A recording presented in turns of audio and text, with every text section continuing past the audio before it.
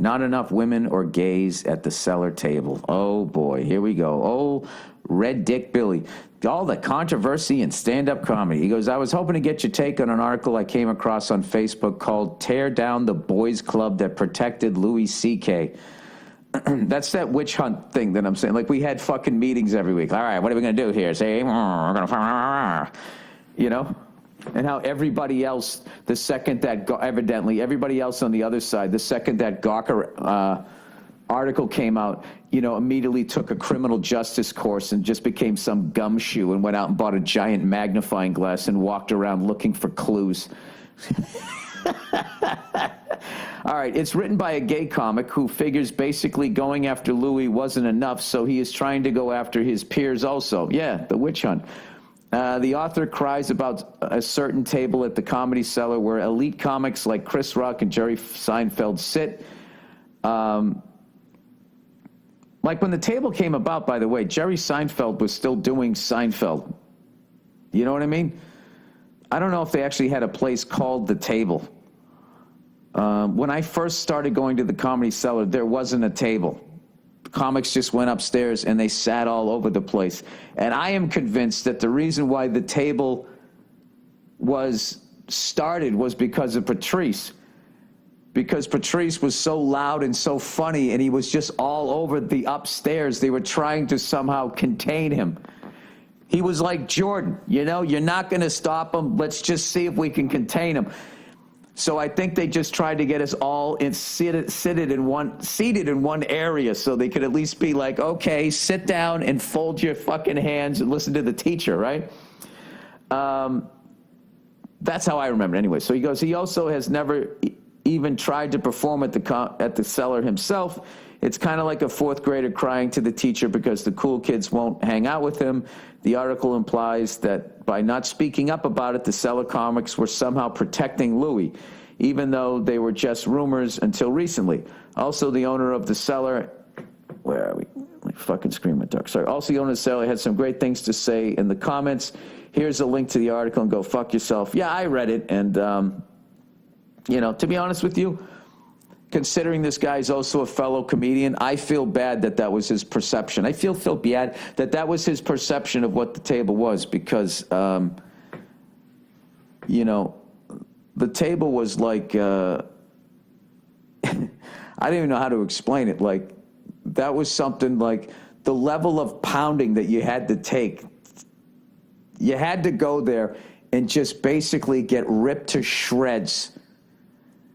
And then what everybody at the table wanted to do, and it wasn't doing it to just be mean. It was just, it was just this comedian thing. So you'd sit down and like you'd sit down with like whatever you were hung up about with yourself, and they would give another 40 things about you physically that you didn't even notice that you should also be self-conscious about. However, in the end, all they wanted you to do was come back at them and trash them back. And if you did, you were in, regardless. All right? And there was some epic fucking back and forths at that table. You know, and people definitely got mad sometimes, but the table wasn't like what a lot of people who didn't go to it think it was, like this big bullying thing. It was also this amazing thing where like, I listened to Jewish people and Arab comics going at it, talking about the Middle East. I'd listen to Patrice and, you know, Manny Dwarman, their debates. Colin Quinn was there. And if I remember correctly, Tough Crowd came out of those conversations at the table. And if you watched Tough Crowd, it'd be these comedians talking about these deep issues while trashing each other.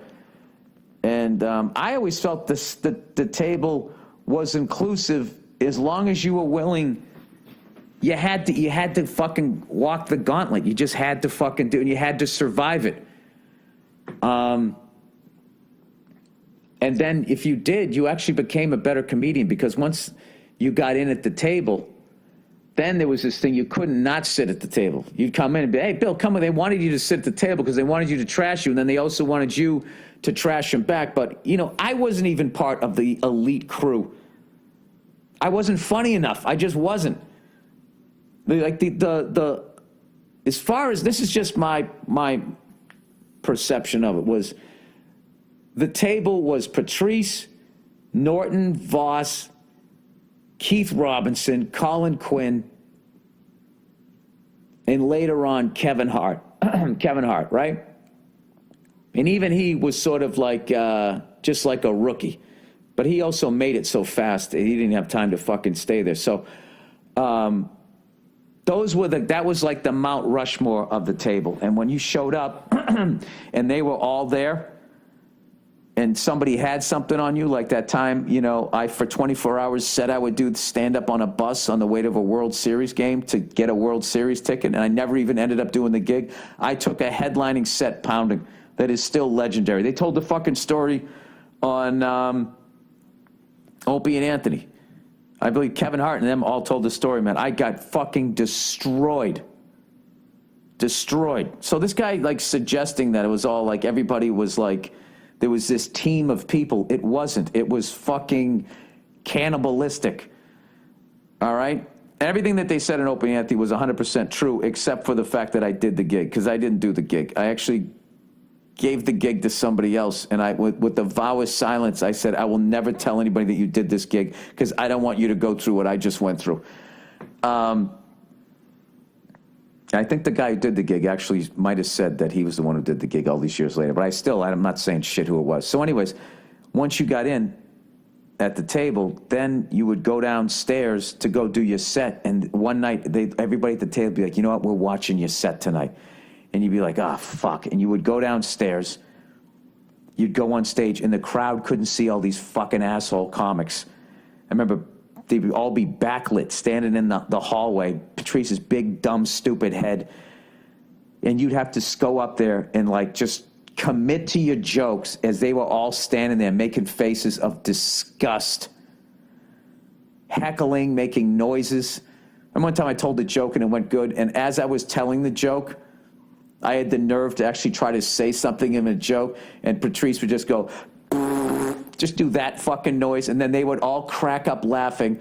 Then the crowd would laugh like, what the fuck, and get a sense of, like, other comics are laughing at this guy. Should we be laughing at him and not respect him as a human being? And then you would just start bombing. And I'll never forget, I remember Kevin Hart went downstairs, and he went up as a 20-year-old comic and survived it and was barely affected. I mean, I know, and then looking at all the stuff that he's doing now, like, you really saw what he was made of. It was a great thing. The Cellar table is not what this person perceived it to be. And I feel bad that person, because having a fat gay guy comic there would have been great. There would have been a whole other angle. It was actually a really inclusive thing. It's just a lot of people weren't tough enough to get through it, and that's the truth. And it took me, like I said, like a half dozen attempts, because I was not a mentally strong person back then. And but if you see what came out of it, Colin Quinn's Tough Crowd, that was one of the most inclusive shows of all time, as far as, like, he gave almost like 2.5 generations of stand-up comics a TV credit. A lot of them their first TV credit. So I don't know, and I know someone's going to sit down and watch Tough Crowd and be like, oh, it was mainly white males, blah, blah, blah, blah, and all that fucking shit. So I don't know. There's no way to win this type of stuff, but I can tell you that I don't agree with this person's perception of it, but I don't have any anger towards that person for writing that, if that's what they think it was. But it's a little melodramatic. Burn the table down, like there's these meetings going on, and we're all sitting there trying to hold back his career or whatever. I mean, I don't fucking know. All I remember as far as, like, trans comics, I just remember there was, I don't know what the proper term was, but there was a guy who dressed like a woman who went on stage and she went by the name Sharon Needles.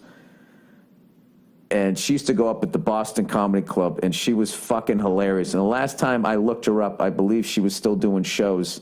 I think she just got out of the stand-up scene. But there was no comics going, oh, what the fuck is this fucking person doing here? Like, there's all comedy is if you're fucking funny, other comics are gonna laugh and you get their respect and you're in. You know, everybody has a different fucking road, but everybody's just sitting there going, like, just, I don't know what they're, it's everybody's looking out their own head, and it becomes their experience is fact and truth, and anybody else's experience is bullshit or something like that. So all I'm doing here is I'm telling my side. That's how I perceived it. And I just remember for the longest time, like I remember one night we fucking were outside the Comedy Cellar. We trashed each other for so fucking long, and it was so goddamn funny. It was so late in the night that this woman in an apartment above the Comedy Cellar poured water down onto us to get us to shut the fuck up. And going back, you know, like a lot of moments like that in life, I wish I could have realized how amazing that was during that time. Because as far as I was concerned, the table, this table that this guy wants to burn down, that died. The table died when Manny died, because, you know, he was the creator of it. And he was one of the great conversationalists that I ever met. And he was so goddamn funny. And what I loved about him is he wasn't a malicious guy. As much as, I used to fucking argue with that guy. You know what I mean? I was a young, angry man. And I used to argue with that guy. And he was always, the next day, it was always over. And I actually kind of learned from him. I learned from him and Bobby Kelly how to squash an argument.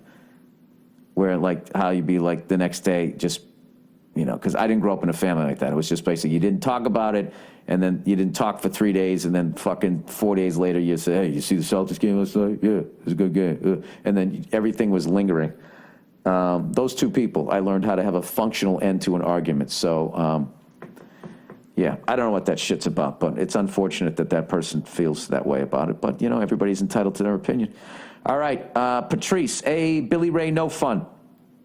After hearing you, along with so many other comics, universally laud Patrice, I finally watched Elephant in the Room special. Within minutes, he had me in stitches. It's so easy to see why he was so revered within the comedy community. I know you hold him, both as a comedian as a person in an incredibly high regard. I would love to hear some of your insight into him. I recently heard that he was permanently banned from performing at the Stand in New York. What was that about? No, he was never banned from the Stand. The Stand came out or opened right around when Patrice got sick. He wasn't banned from there. Anyways, really big fan of the show and would love to see you come to Australia again soon. Yeah, no, Patrice was getting banned from comedy clubs all the time. All the time, but he was so fucking good, they had to let him back in. It reminds me of when I read this Miles Davis book, and he was talking about Charlie Parker, and when he would party too much and pawn his horn and these clubs would kick him out, they'd eventually have to fucking bring him back in because he was the best, and Patrice was the best. And, you know, as much as he would drive him nuts, you wanted him around. You wanted him around. It's just like the comedy dropped by 40%, even with all the other comics still going there, if he wasn't there, and just the fun. And then they also knew that if they banned him, that none of the comics were going to hang out at their clubs. We were all going to go to where he was. Yeah, so then they would let him back into the club. And then they created the table. That's how I remember it. That's how I thought that we'll have them all, these fucking lunatics, just have them sit in the back at the goddamn table. So then we were sitting down, and it just, you know, it was just a bunch of dogs in a fucking pit. And then that's how the trashing was already happening. I remember one night, you know, after I took the pounding for fucking the bus gig that I never even did. I remember when Bobby first shaved his head, he came in, and I always respected him for this. He came in, he had like a hat on, and he sat down right at the the fat gay guy comic here. Listen to this story. He didn't shy away from the table. He fucking walked right in, sat down, took his hat off, and looked at everybody like, all right, give it to me. Let's hear it. And fucking everybody just, it was like a Def Jam bit. He took his hat off, and everybody just, what the fuck? He took this fucking pounding, And everyone was getting him, and he was just sitting there taking it, laughing, and all that type of stuff. And I actually thought he looked good with the shaved head, right? And what's his face? Who said it? I think it was Esty. Esty finally got him with one.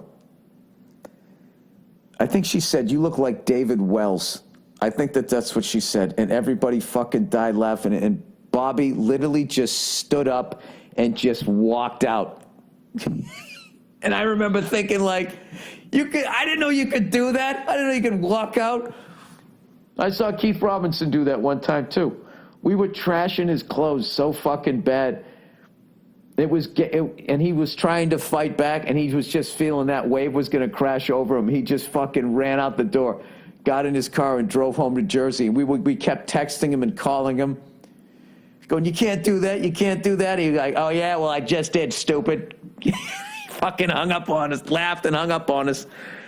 Oh my God, I remember that fucking time Patrice, somehow we found out he was home on a Saturday night. He just took like a night off. And Jim Norton fucking came in and said, "You know where Patrice is right now? He's at home on a Saturday night." And they all called him up, and on speakerphone, Patrice just picks up. He's like, "Hello." And Jim's like, "What the fuck are you doing home on a Saturday night? You don't have any gigs?" And Patrice just fucking roared laughing. And we all, over speakerphone, trashed him. He was at home getting trashed at the table. And I just remember him he loved every fucking second of it. The table's one of the great things ever. So, don't listen to that guy. All right, I lied to my girlfriend.